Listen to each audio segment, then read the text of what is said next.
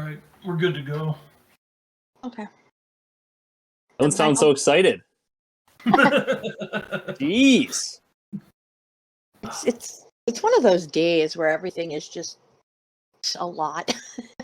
We're all over the place. He was setting up all the giveaways for us, so they're all going automatically. People just have to go enter, and it'll end at the end of the AMA, and they'll the one. So that's what he was doing. Okay. Well, I'm ready. I'm ready to rock. I'm excited. Okay. Do you want to start off by saying anything in particular, or you want me to just hit questions right off the bat? No, let's do the questions, and then I'll if there's anything that wasn't covered, I certainly want to talk about 4.8 burning and mintables, and then a lot of stuff on the web. I think you'll hear a lot more about us on the web going forward, which I think is maybe underappreciated. Maybe the excitement level on that's a little bit lower, but once we reveal our secrets, I think it'll be pretty exciting. So anyway, let's do the questions, and then if I don't cover anything, I'll make sure to hit my points. Okay. We have a couple that are a little bit repetitive, but okay. One was why are coins going away, and is Interstellar Realty still adding new things? Why are coins going away? I don't want to give an answer that's like refer to the August 2021 Medium blog post. Yeah. That's the answer? This a little bit, but I'm trying to remember the exact way we explained the rationale for it. And there's, how do I describe it? The world has changed in the last 6 years at the 45,000 foot level. Quid started out as sort of a simulation of real world collecting that was really just about the fun and the entertainment of completing sets and meeting like-minded fans and having there be a fun community to hang out in. Over time, though, as I said, things changed, things evolved. We started to notice that people really had very strong relationships with their items, not just the number one you might pull, but things like the perfect set that took you 6 months and tons of negotiating and trading and bartering to complete.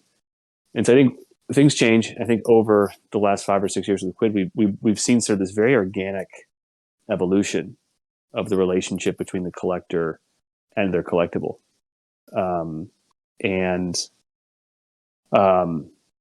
They've become valuable. They have a dollar value. In some ways, coins as a transactional currency obfuscates that and hides it. So one is just the natural evolution of Quid over more than half a decade and sort of witnessing the value of these items in respect to the relationship with the collectors that hold them. That these now have real world value. And it's important for them to be expressed in a denomination that people understand. So go talk to your friends, go talk to your neighbors. To say you think your item's worth 10 billion Quid coin won't mean as much as it's worth, $1,000 in USD. And that in and of itself actually is really important for the next stage of Quid's growth, which is going, much more aggressively into the mainstream and turning back on the marketing floodgates. And so there's that whole evolution notion, which I don't think was really expressed in the Medium article from 2021 in August, but kind of is the underlying read between the lines of why we did it. I think we're also or why we started the process. There's also specific issues, about things like fraud. There's also specific issues around things like liquidity, and being able to operate a highly liquid aftermarket so that if a seller really wants to sell, she or they can make a sale, and if a buyer really wants to buy, they can find that print, they can communicate with the holder of that print, and they can sort of coax it out of their hands. I mean, in some ways too, let's take a very precise case of why cash is valuable in that regard. If you're an OG collector that collected like Game of Thrones way back in the day, you've got a complete collection and it's full and you're very, very happy with it. you're less inclined to move that inventory and sell it off, even if you're selling your dupes to, let's say, a new cohort of collectors that come in that really love Thrones but just didn't happen to join in 2017. And selling that for more coins, which you're not really going to spend because you're not buying packs as much, isn't as valuable as selling that for USD. That's a sales proceed that you can withdraw and get a transfer via PayPal. So a very pointed application of the transition to cash is, we think, and we've always thought, it will help flush out old, valuable vintage inventory, because holders of that inventory would prefer to receive USD, which can be withdrawn, as opposed to receiving coins, which can only be spent in quid. And so, so that's, a whole lot of things going on there. What I will say, sort of in defense of the transition, and Spider, are you still there? Did I lose you? Yeah, no, I'm listening. Did I put you to sleep? You just woke me up. Thanks. That's like, cold calling someone in class. And now I just lost my train of thought. No, there was. What was it? Oh, I think that the transition from coins to cash, the messaging of it wasn't handled very well on our end, because I believe that it sort of meant a death. It was sort of perceived as being a death to free to play, and a death to inexpensive collecting, and a death to accessibility and openness, and an idea where you don't have to be, a mega rich crypto billionaire in order to participate in collecting. And that was a mistake on our end, to not frame it in a way where actually a transition to a cash-based economy could be viewed as more inclusive. I mean, I gave that example of how you would talk to a non-quid collector and have it make sense. Expressing the value of your items because of a rank it gives you is one way, but also expressing it in terms of its value in USD is another way, where other people can just go, oh, I totally get it. And that actually has a positive benefit, because it means we're more inclusive. People will get quid more. So yeah, we made a mistake in the messaging, and there's a significant amount of functionality that actually already exists today and will exist, wink, wink, with burning, that uses cash and not coins, but uses cash in a way that actually makes collecting easier, more inclusive, with higher liquidity. So I guess that final point I was sort of struggling to get across, though, is a transition to cash is not actually meant like a greedy move on Quid's part. I mean, heck, it's actually meant for us to be able to transfer more money via PayPal for eligible withdrawals on a weekly basis into collectors' actual wallets to put into productive use in real life. And also, to the transition to cash, I really don't think is about narrowing down and making it, pay to win or pay to collect, because of things like store credits, because of things like starter deposits, because of things like referral bonuses for signing up. So I think we'll still have to sort of get that message across, that actually a transition from coins to cash makes actually Quid bigger and more inclusive. But I know it's there, and it's there on the roadmap. Certainly with something like, like burning. Okay, that was a long response to the first question. And Spider, in doing that, I completely forgot the second. It was a two-parter. What was the second question? Is Interstellar Realty still adding new? I believe there might be a drop in the future, but I also know that the majority of work on that is in the creation of the utility of the pre-existing IR items. So I vaguely have a belief that there is a drop in the future, but I also would comment that I think there's a work that's going into bringing to bear the full utility that was promised with the earlier IR items. I can confirm that I have on a few discussions of IR, so it is definitely being worked on, and there will be more. So for sure. I mean, we've said it before. Let's hold ourselves to high standards here. But let's Spider. Let's have that IR AMA, right? And absolutely. Let's have it be a proper reveal and a proper sort of explanation of that roadmap. The only reason it hasn't happened yet. Well, they're still figuring out all the details. That's the only reason we haven't scheduled it yet. As soon as they have an actual plan in place, we'll schedule it right away. So they have Cool. answers to questions, that they'll be asked. Okay, next.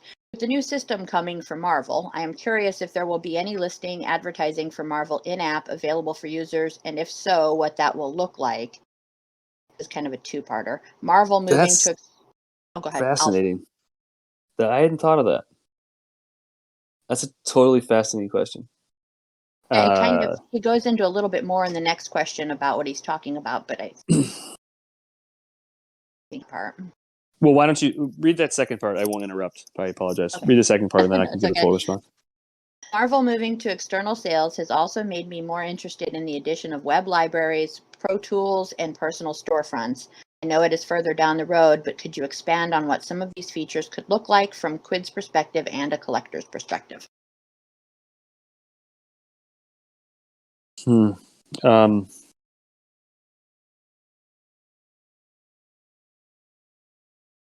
I would say that they're separate but related issues. The Marvel transition to transfer is a request that they had made, that because we love Marvel and are huge fans, we want to honor that request.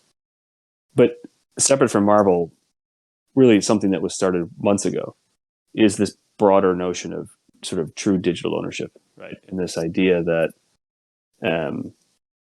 that these are your items, and a great way to make that not just a promise but a reality is setting up the gateways for things like mintables, so that your collectible can be moved fully from Quid and the collection it sort of holds on your behalf and into what's called a non-custodial wallet, like a MetaMask wallet, which at that point, once it sits there, there's not much Quid can do to reach out and do anything to it.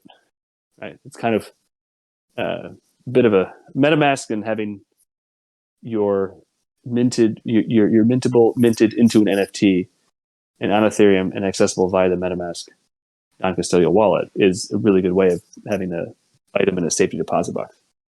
The other component of that we're big believers in is we don't think real NFTs are ones where just you've got receipts of transactions stored in the blockchain.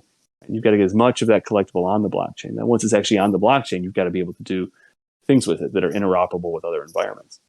So if you've seen the videos, as grainy and blurry as they are on Twitter, of the mintables work in progress, that much of which is already in production, just only locked down to my account, you'll see that minting to your non-custodial wallet also instantly lists it on OpenSea and Rarible.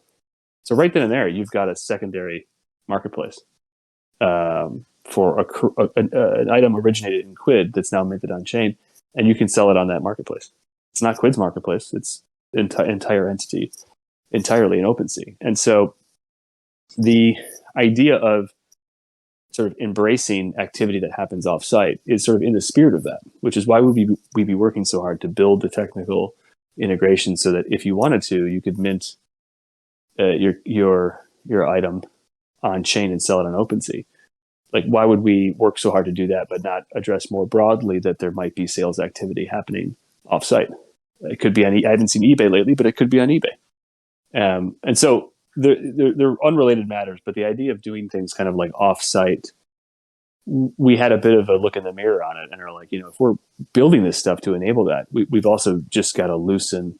I shouldn't say loosen, but change the policy to say, it's okay, right? It's okay, and that transfer feature will help that. But ultimately, like, the offsite stuff is really in the spirit, I think, of this new Quid that is embracing true digital ownership, and doing so by putting the hard work in technically to allow you to mint your off-chain collectibles into real NFTs. So the sort of second part of the question about like web libraries and all those things, there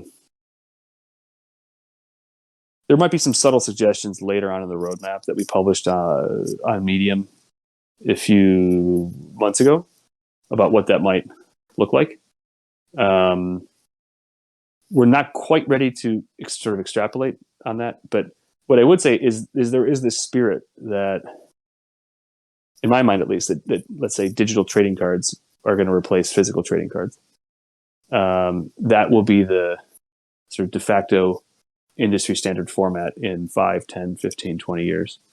And in that environment, you've got to give an owner of that digital collectible the same sort of portability and interoperability that you can have with a physical object in the real world. Nobody is not letting me wear my Mickey Mouse t-shirt, from one store to the next.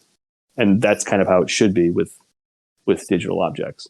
And so this notion of embracing APIs and SDKs, this notion of there being dedicated layers developed by third parties that access some portion of the QUID functionality, actually, I'm not going to say it, but there is work nearer term that would open it up to sort of experiments that we do, where it's a QUID website, right? But it's sitting on top of the QUID engine.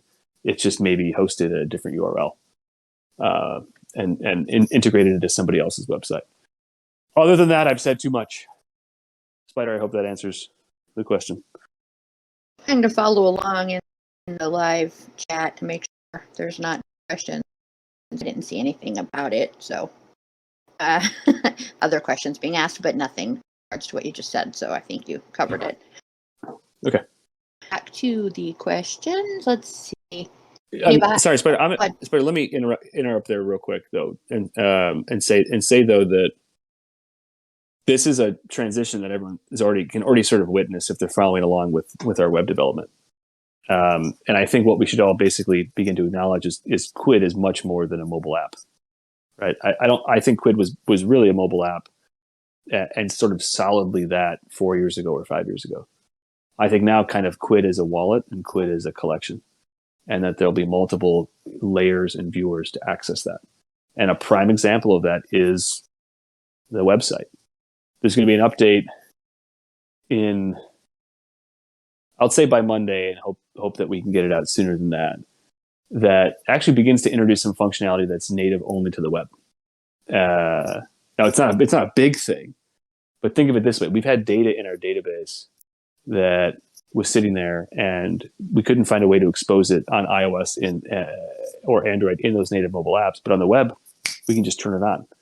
So it's a very real, albeit small, but very real instance of, okay, QUID is starting to break out of the closed garden of being a mobile app, and you're beginning to see it integrated into other applications like on the web through a browser, and you're beginning to see some dedicated functionality appear that really take advantage of, hey, this is on the web versus, hey, this is on a small device that you flip with your thumb. And I would just say two things. I think you're going to see a lot more of that in the future because of what's implied in the roadmap and because of the sort of small tactical changes we're already making to the web that sort of, become the first steps in that like 500 step march. Okay, next. Has QUID considered using or utilizing dynamic floors for selling in the aftermarket? What's a dynamic floor? Since that's my question, so I was like, I was waiting for the other questions above mine, but okay. Yeah. I've been trying to ask them in order. I've been check marking them all along. Do you mean in like this, like the aftermarket when you want to buy a listing from somebody else? Can you walk? Because I'm very curious in new sales formats. Because if you really scrutinize what we do today, it's a very simple like ask model. Like I own this and I'm asking for it. Right? There's been some innovation on the wish list side, which allows the person that is demanding the item to sort of spray and pray, an optional amount they'd be willing to pay. But I think there's so much room for innovation on sales formats for peer-to-peer exchanges. But I'll shut up. I want to hear what dynamic floors are. So, the thought was, this is a while back when we when 50 cents was the minimum, because the thought would be that there are some items that are first edition. Oh, I got it. I'm gonna totally cut you off. I totally got it. Yeah, I know. It would be that, and then to prevent, because one of the things that may help prevent if we have sort of a ceiling it hits, and I know necessarily most people don't want to hear the term of ceiling when it comes to a cash aftermarket because of the fact value could be there. But if you applied a formula to say the last sale of this was X, you can go up to X, because what's flooding a lot of the aftermarket that I see a lot of people complaining is, one, we have a bunch of old listings that are $1,000 for a 1,000,000 cc card count item that's never going to sell. And so there's a bunch of junk in there, and it's just like, well, that would be one way to do, but I don't know how it. I mean, I can think of ways it'd work, but at the same time, I don't want people to think that we're trying to gate them into saying you can't sell for more than this because we say so. There's a lot to unpack there. So one is a dynamic floor that would basically allow for a higher or lower minimum list price based on the edition. Candidly, on that, I want to see what's going to happen first with burning. I don't, but with burning coming imminently, I have no idea what's going to happen. Don't package that up and put that in a soundbite for Twitter. But it really is a scary jump off the cliff moment, because we don't yet know what the adoption rate of that is going to be. Are you going to see big swaths of non-first edition inventory just disappear? And so in some ways, could burning, if adopted aggressively, and I have no idea if that's going to happen, it's up to the individual collector, could that in some way make the aftermarket much more of a first edition aftermarket? And if that's the case, then is it really essential to be able to support, sub 10-cent minimum listing prices for second, third edition? That's kind of one thing. We want to see what burning might do to solve the problem of illiquid second and third edition inventory. And frankly, even if we were to say, look, let's lower it to like a penny for second edition or 2 cents, does a seller really want to go through like that one at a time? It's really probably not worth their time. At least I hope it's not worth their time to do that one at a time. So I think kind of the solution of a dynamic listing floor based on the edition is an interesting solve, but there may be other ways that make the problem that's trying to solve less of a problem. And one would be if there's just less second, third, fourth edition inventory around. Another would be if there was somebody to do bulk sales.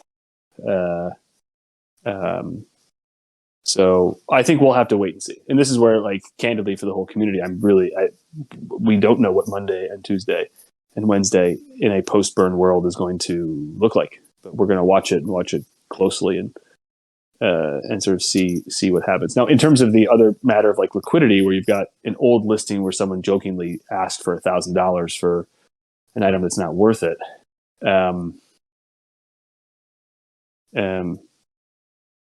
We can do better there in terms of, I think the community should resolve that, to be honest. I don't know that we come in and restrict any of that. I think it's more about ensuring that there's tools so that, if someone says, hey, this is obviously a joke, right? $1,000 isn't going to work. Like, if it is someone making a fraudulent wish and asking for $1,000, or sort of saying they're going to pay $1,000 and like it's clearly not there, like maybe the owner can stop receiving that spam and be like, I don't want to look at that. I'm not going to list for that because that's a joke. Or on the other side of the coin, if someone has an ask price of $1,000 and it's just way too high, making it easier for the interested buyer to communicate and negotiate with that seller to maybe lower the listing price to make it through. And again, one part of that too, guys, which is, this is like the least sexy work that we're going to do, but is actually kind of coming more imminently, is this broader conversation of two-factor authentication and things like Message Center. One of the reasons that $1,000 listing can't get negotiated down to a more reasonable $100 listing is because the buyer probably can't reach out to the seller. And it's probably because the seller has pushes turned off. Or it's because we don't send them an email when there's a negotiation offer, because we don't have their email address, because it was never verified 4 years ago. So there's going to be some hygiene work coming up that, like, hygiene doesn't sound very sexy. It sounds like going to the dentist, but it's a huge enabler for communicating to and between users, so that I think there will be more liquidity. So think, Message Center, think a renewed push to ensure we have proper email addresses on file, think controls for collectors so they can control what types of messages they want to receive via push, email, or SMS. And just imagine more at the collector and the account holder's sort of discretion and control, the ability for Quid to reach out to you in your life and bring you back into the web or back into the app if there is an opportunity for liquidity, either to buy or to sell. So I think we've got a pretty liquid aftermarket. It's not great, but I think one of the liquidity challenges to boost it and allow for the more free-flowing exchange of these goods is just helping buyers and sellers communicate, which we know it's decent if you're like always in the app, but it's not decent if you're not always in the app. So yeah, so that $1,000 listing it's a really good question. I'm sure my answer is very rambling, but it's sort of like what I think is one of the solutions to improve that issue and bring liquidity to that listing is actually just about making sure that we can communicate with buyers and sellers, which itself is kind of a function of Message Center, which itself is kind of a function of making sure that you can control how you are contacted and where you're contacted. So that probably put you to sleep as well. But know that we have a unique take on how to boost that liquidity for that sort of fraudulent $1,000, not fraudulent, but for sort of that mispriced $1,000 listing. Cool. Okay. So did that answer your question? Yeah, that answered my question for the most part. Eh. Michael likes to talk, so I'm used to that. Right, geez. It's such like a passive aggressive diss. I don't know. No. But I just gave you It's a good thing. I gave you so much substance in that. That is just packed with nuggets. Michael's really good at talking. That's why this is the perfect for. Slow it down, chop it up, and I've just told you the roadmap for the next 8 weeks. Anyway, Yeah. Let's go. So go back and listen to the recording and figure out what he said and tune the line. Let us all know because we probably missed it. Can you buy accounts with store credit? Because the seller would be getting credit and not real money.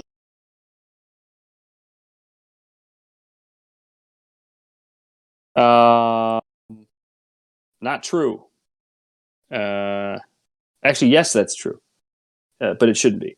What I mean by that is you can buy items with store credit from a seller, and that seller receives sales proceeds, and those sales proceeds can be withdrawn. And so the bulk transfers, which could be at the collection level or at the account level, those have been made off-site, kind of like with a white glove service, or like we manually do it. And yeah, I don't think we've ever had a request to do it for store credit, but why not? So anyway, I think that's a very good question. I think I know who might have asked it or why they might have asked it. I kind of get the use case for it. But Spider, why don't we take that one offline? Because that's not a difficult thing ultimately to do. It's really just a different debit crediting mechanism. I know I just put you all to sleep with that. But yes, that should be, we should make that possible via a change to our policy and our process. Cool? Okay, this one has multiple parts. Let's see. With burning right at the door, will the conversion rate for store credits be fixed or does it depend on CC, edition, etc.? Good question. Want me to go on? Initially, it'll be simple. But it's one of these things where the magic of the system is such that it can start simple and without updates to the apps or the web can get a little bit more sophisticated so that the sales or the store credit that's the payout for the burn more accurately reflects the value of that print. So the bad news is, well, let's just flush it out, is it's going to start simple. There's going to be a set price for first edition and then a set price for all second edition and higher. So what you're not going to have is a nice curve within first edition that would, let's say, look at like print count and decide if the payout would be higher. And so it's something we discussed. It's something we may or may not do. But to that question, it's a very, very good question.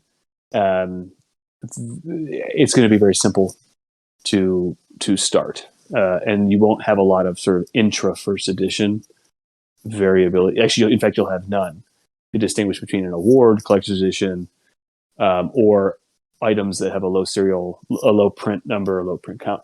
Doesn't mean it won't ever exist in the future, but it could. And that's why I was sort of saying earlier, my bet, and the community will tell us how this is used because it's really all up to you all, is that you'd probably see this first phase of burning be more of a bulk burning of low value inventory, as opposed to a very precise burning of dupes within your first edition. But we'll see, right? We'll see. So that's the truth, is that there will be one flat payout in store credit for first edition burns, and it won't follow a nice curve of like print count or print number or CE versus an award. But it is something we've talked about and are looking at, and I think we're going to sort of see what happens once burning comes out, and like look at the data and then decide if we need to build that. Well, looking at the comment, we have a bunch of pyromaniacs that use Quid, so they just want to burn everything. Like big. I've been doing it the last couple of days. It's kind of fun. It's kind of fun.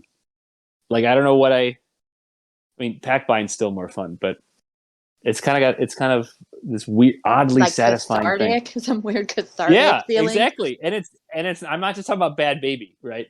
Or the influencers.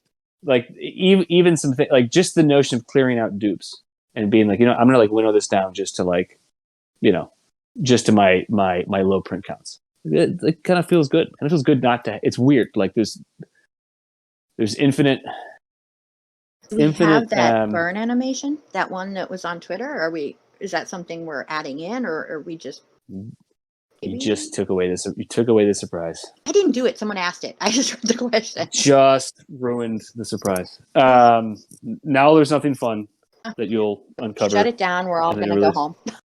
Yeah. Well, no, that's it. I will say it is. I think it's going to be really appealing to people for different reasons, which I think is really always cool about collecting, because people do it for different reasons. But I think there'll be some OCD element of burning where you just want to get rid of your dupes, and you don't want to go through the process of listing them all or having to sell them, and you just want to sort of winnow down your collection to what you care about, which is more of like an organizational driver to burn. There'll obviously be some burning to stock up on spending power, to sort of buy into things that you want. There may be even some burning to affect markets, which is a really wild concept that I have no idea how it's going to go.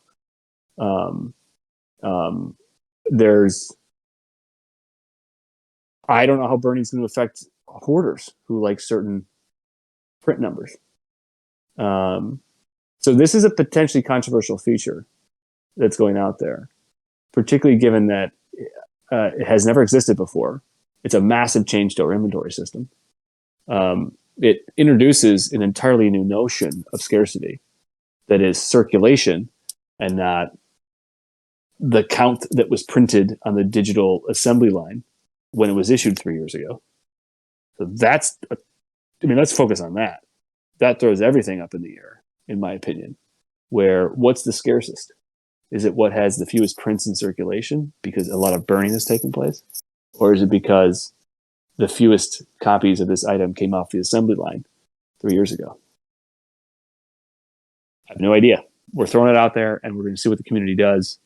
It's going to be a fun, wild ride. But I would say, as we've said about with burning before, there's like a fun component of doing it, then and making that seamless, so you're not spending all day burning. So things like bulk burning will be included. There's a financial component to it, which is you'll be able to cycle back into some more spending power. But then there's this sort of like geeky circulation component that is a massive change to how the community is going to respond to what's scarce and what's not. And we still have some additional releases to do to tackle that. Like it hasn't been easy in the apps, but soon will be much easier on the web to find out like what are the scarcest items within a collection. Like literally what items have the fewest prints when you go from like brand to brand to brand. That notion itself gets thrown in the air when you have this notion post burning of, well, actually like what's in circulation matters, because burn is final. The thing's burned. and it ain't coming back. And so I think there's going to be the fun of individually burning, and then the more passive observer fun of watching how the market changes in response to what's been burned and what's left in circulation. Cool. Be people intentionally burning things to make things rarer. ARG. Someone's going to do that. Yeah, they've already got plans. Okay, the next part of this question was, will there be daily limits for burning, or can we burn whatever whenever we want? No. And that's another reason why this is kind of a white-knuckled release, where it's I don't think we're going to like shut down burning 7 days after burning comes out, but it truly is going to be what the community chooses to do. So unlike listings or wishes, there's not a built-in cap. Maybe you all are pyromaniacs and we have to add one later, but there isn't one to start. Oh boy. Okay. With us being able to mint by the end of March, based on Quid's Medium article, will we be able to unmint at the same time? Yeah, that's already there. I put a video up, which I was rightly accused of having to be very grainy last night on Twitter that shows the unmint. I didn't fully do the unmint. I just showed the screens that enables it. But yeah, unmint is there, and I think it's also just so cool. Because it's another layer of sort of ownership of the item that it can be stored on chain permanently, right? But it can also be if one chooses to say, let's try another chain for this, right? And you can sort of pluck it from one area and have it briefly reside in Quid, and then move it to the other chain. So minting is part of that scope. Unminting's part of the scope required for general availability of minting. The next part of this question, hopefully you haven't already answered. About gas fees, you said we will pay them for you and may or may not pass a portion of it towards the user's wallet. If we also pay part of the fees or all of it, will we need the money in our wallet in advance, or will we have something like a debt wallet just? Quid as a creditor to you being a debtor is scary. So that's an insane concept. How dare the community member even ask that? No, one won't be able to mint if the set gas fee cannot be withdrawn, or sorry, cannot be successfully debited from that user's cash wallet. So there must be enough proceeds in the cash wallet to be able to cover the gas fee for the gas fee to be paid. And to be clear on this, the novel thing that our amazing engineering team has built is the ability for Quid to maintain a reserve of Ethereum and then use that reserve to pay really on behalf of the minting collector the gas fees directly on chain. And then only from there then determine what would be passed on to the Quid collector, whether it's 100% of a conversion from ETH to USD or a discount or no price. All that's going to be subject to watching the market and seeing how things respond. But not to get overly technical, but like the real cool thing is the whole community should go to Coinbase, and the whole community should install MetaMask. And first of all, if you're a diehard member of the community, you have to get MetaMask. It's safe. Follow the instructions, and then associate that crypto wallet address with your Quid account, which you can do very easily on the web. For this to really take fire, we just need more of our existing community to get comfortable with MetaMask, to get comfortable with a non-custodial wallet, whatever the heck that means, right? And to get comfortable associating that address for that wallet with their current Quid account.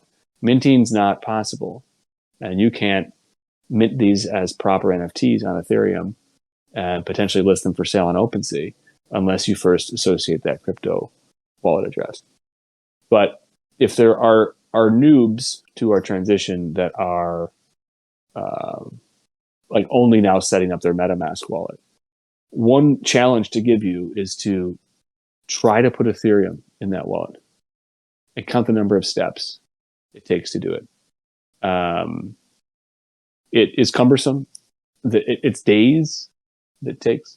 And it usually involves things like going to a centralized exchange like Coinbase, creating an account, probably being verified through KYC, getting money somehow via ACH into that account, and then scarily sending it to their MetaMask wallet after some swaps take place. Anyway, I've just put myself to sleep with how technical and boring that is. But the reality is the cool part about what's been developed amongst many cool parts, some revealed, some not, about how Mintables works is the ability to remove the headache of having to get ETH into your MetaMask wallet to then fund the gas fees to make the mint happen. I just think it's so cool that we remove days and tens of steps, some steps of which are kind of scary, in order to let our community make their first mint and get their first digital collectible on chain as a real NFT. You might argue we take out the worst portion of that process for somebody who's new to blockchain with this technology that we've built. Do you have any updates on being able to sell in bulk, all dupes or sets and channels? No, there is something deep on the roadmap, like a H2, July 1 to December 31st, line item or two about that. Because I'm certain if I'm thinking strategically about my collection and dealing with what I own and have this kind of a tantalizing prospect of burning, I may want to hold off on that if bulk sales will be available in the future. I can totally get that connection for folks. But right now, there's nothing to comment on about a sprint being started, a feature being designed, other than sort of a strategic placement of like a bulk sale, release in the second half of this year. And I think what's great about it is based on what we've dreamed up, it's not just about bringing liquidity to dupes into like low value inventory, or also giving like people access to that if they want it on the buy side. It's also really, really fun what we've dreamed up. So can't get all our secrets revealed today. So we will keep that one close to the chest. This one's kind of a comment, but it can be a question. When minting goes live, it would be cool if there was a service or feature for Quid to help us auction off our items on platforms like OpenSea. I can see it as a form of marketing for Quid. Maybe they get a cut too, and an easier way for us users to reach a wider market. I totally get that. The one of the reasons of this third push called Mintables R3 is we don't want post-minted NFTs to be like a mess and like all over the place. For an item to sell well on OpenSea, it's obviously got to be in demand, but before it's even in demand, people have to know about it, right? And so that probably means on OpenSea, like a verified collection, right? There may need to be some promotion from them. And in many of these instances, it's going to be the first time a brand has appeared truly in the blockchain, not as a fake NFT, but as a real full-fledged NFT.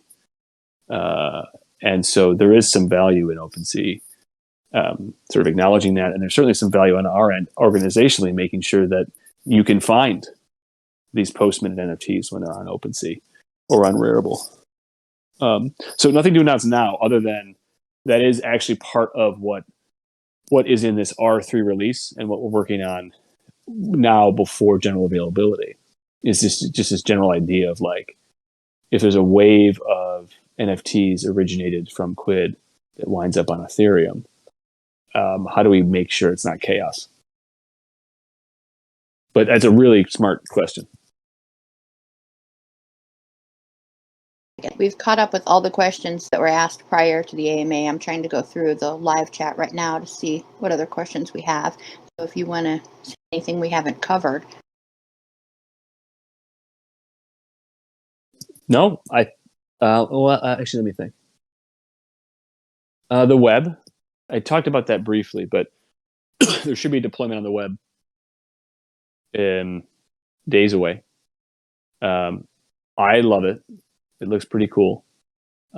It's not. There's one element of it that's radical and a big departure. Then there are other elements that are kind of just make things look nicer, better organized, and create a layout structure that can have a lot of web-specific functionality just plugged into it every week. The radical one is it's nearly all pages, not all, but nearly all pages and kind of features, not features, but all pages and layouts and things you can experience on the web will no longer have registration and sign-in required to see it. So no more closed walled garden where to open the gate and get behind the garden walls, you have to first sign up. That's going to be removed in short order. And I think it's very exciting because you kind of have to see it to believe it. Now, certainly this activity we've been engaging in for 6 years with digital collecting, we're all on the forefront of where this industry is going. There's even aspects of what we're doing that are starting to and could really challenge how e-commerce is done of physical items in the future. So this journey all of us have been on for 5 or 6 years about digital collectibles. You've probably encountered it along the way where you talk to a friend or a family member or a neighbor and you're like, I really like this collecting app. Like I really want to get this full set. And they probably are scratching their heads and they're like, what are you talking about? I've encountered that weekly for the last 300 weeks, right? You still get the skeptics. You still get the naysayers. You still get the people like, why would you do that? And you have to see it to believe it, is what I would argue.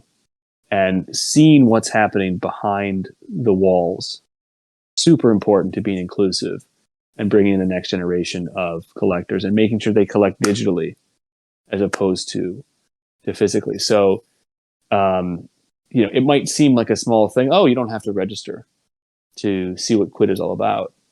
It may seem like a small thing, but I think in the arc of our company and in the arc of this mission that we're on, and in the arc of digital collecting, this is one of the rare cases where you can actually get in and see it without having to register and get a sense of the vibe and get a sense of the market and get a sense of price points and what assortment is there.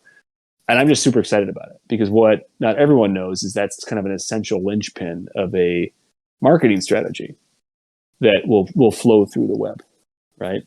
And I'm proud to say that, the days of Quid just being heads down and building and being, focused ruthlessly on engineering and building a great product with a highly liquid marketplace and a fun collecting metagame, I think just being that is very rapidly going to end. And I think you're going to see very strong marketing pushes, and you're going to see Quid, a new Quid, sort of reintroducing itself for the first time to the world. And for the world to be able to see that and say, oh, okay, I can see what's happening now. Now I get it. I think it's just really exciting in terms of doubling, tripling, 10xing the size of our community. So that was one other point I wanted to hit that I didn't explicitly get to with the questions, but that was it. Not going to comment on any sort of licensing deals or any press releases that are imminent or any drops that you're going to see. So I'm glad we didn't get any questions in that vein because we're loose lips sink ships on that front. But from a product standpoint, which you can tell is where a lot of my headspace goes to, just think burning, mintables, and open public access on the web. That's all the stuff that's right around the corner. And I would also ask too, like I've said on previous AMAs, obviously a huge thank you for the community being there. But we want to know how you're going to use Burn or why you're going to use Burn, so that we can build it better for you. We will watch the data. We're sort of eager to see what happens once this very powerful tool exists that has some non-trivial implications to the overall marketplace. But also feel free to give us qualitative feedback. Like we want to hear if if you intend to burn, or if you burn, or maybe you're going to hold off on burning because you don't feel the payout is there.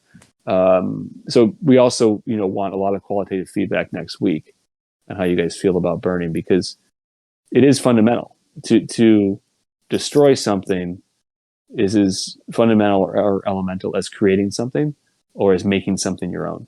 It is almost up there from the creation of something or making it my own to actually saying I have the ownership rights to then destroy it and it doesn't exist. That's powerful.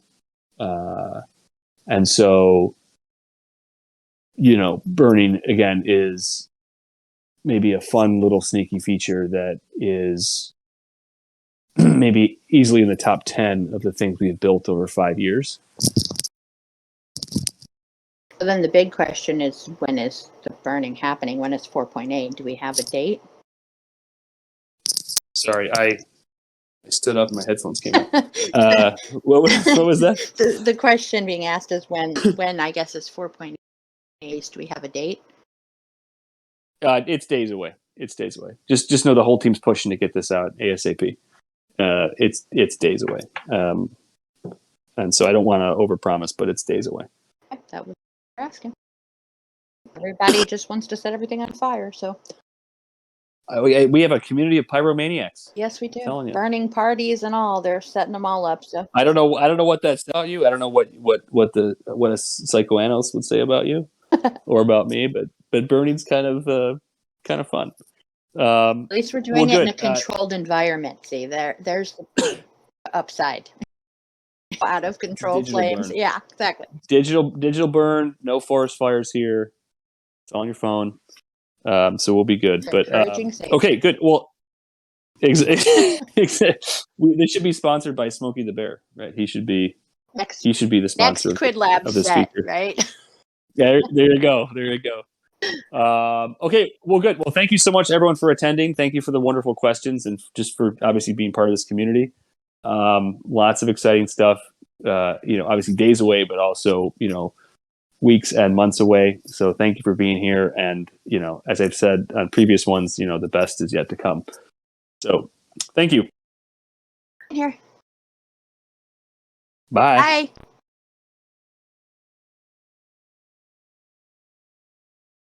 You still.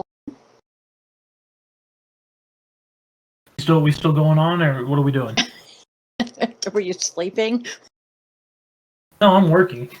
I've been trying to work too. I was working while he was talking, and then I kept missing things and felt bad. But I think that we can probably go ahead and get off. I have a meeting, I believe, in a few minutes, or I'd sit here and answer some more questions. Quidcast.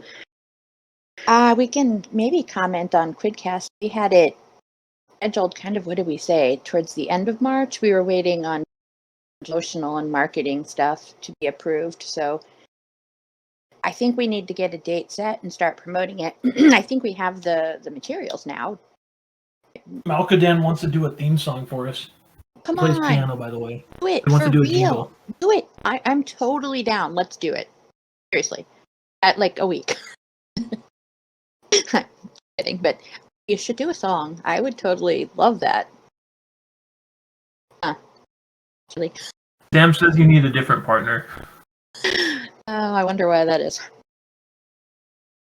He doesn't like me. No, she's just joking. But what was send to recollect? What recollect? What are you asking? Untunes? Is that? I don't know how to say that.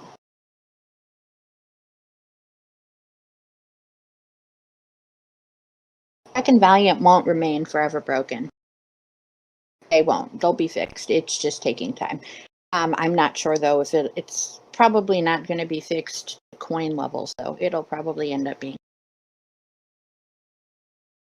I guess Smurf and QPR should be done hopefully today. If not today, then tomorrow.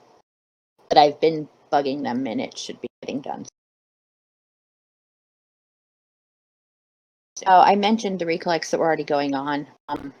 A couple ended, and then there's just the Ukrainian one that's ending Friday, but that one's no prize besides feeling good about helping. So we'll probably be starting some new ones though.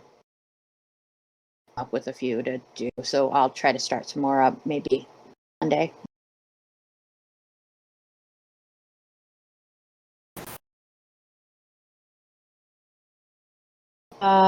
Star Trek award has not been figured out yet because I have not been able to message him to find out because I was on the AMA, but I will message him as soon as I get off and find out if we can get it fixed.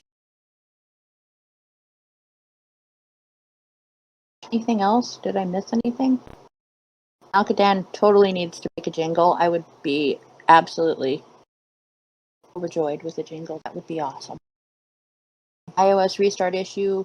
I do not know anything about it right yet, and but I will check in on it. Sorry, there's a lot going on right now, so trying to keep track of everything, but it's all over the place.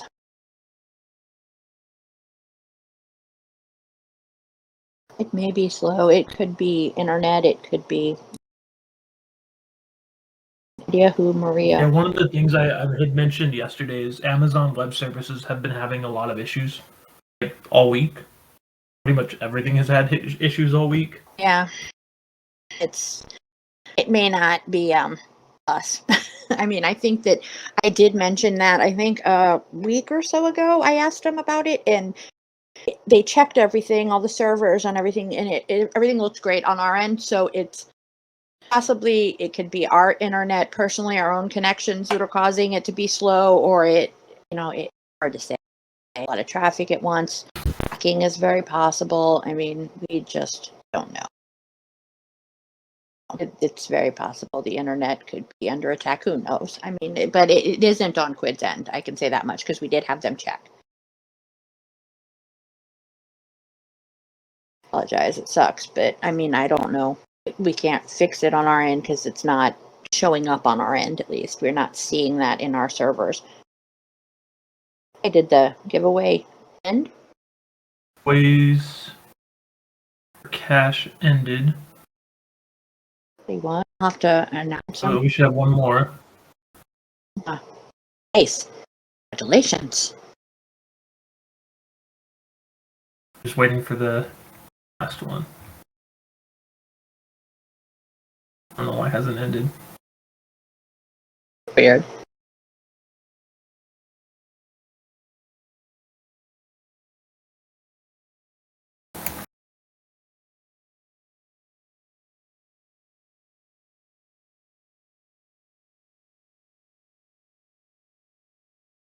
Okay, well, I am going to jump off, and I would stay on, but I have another meeting that's scheduled for now. So otherwise, I would stay on and answer more questions. But I have to end at 12:01 or 1:01 or 2:01 or why did somebody you want? Anyway, I'm going to get off because I have to go to the bathroom before this next meeting.